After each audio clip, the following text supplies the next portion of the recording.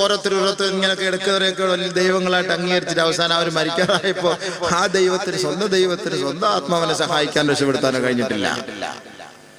അതുകൊണ്ട് അള്ളാഹ് ആരാന്ന് ആദ്യം പിടിക്കണം. അതിനാണ് സൂറത്തുൽ ഇഖ്ലാസ് അള്ളാഹു തആല പഠിപ്പിച്ചത്.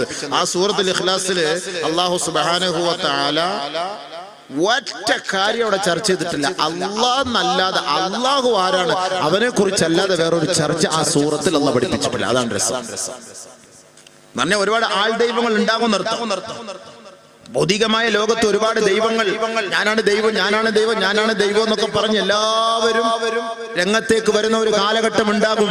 ബുദ്ധിജീവികൾ, ബുദ്ധിയുള്ളവർ, വിവരമുള്ളവർ അവരുടെ കയ്യും കാലും ഒക്കെ പോയി പിടിച്ചു തൂങ്ങുകയും വെള്ളം ഒഴിച്ച് അവരുടെ കാല് കഴുകി കുടിക്കുകയും ഒക്കെ ചെയ്യുന്ന ഒരു കാലഘട്ടം വരും. അതുകൊണ്ട് അല്ലാഹു ആരാണെന്ന് ആദ്യം പെണ്ണുങ്ങളോട് പഠിപ്പിച്ചു കൊടുക്കണം നബിയെ. അതുകൊണ്ടാണ് 112-ാമത്തെ സൂറത്തുൽ ഇഖ്ലാസ് വർദ്ധിക്കാൻ ആ സൂറത്ത് കൂടുതൽ ഓതണം. ഒരുപാട് ഗുണങ്ങളുള്ള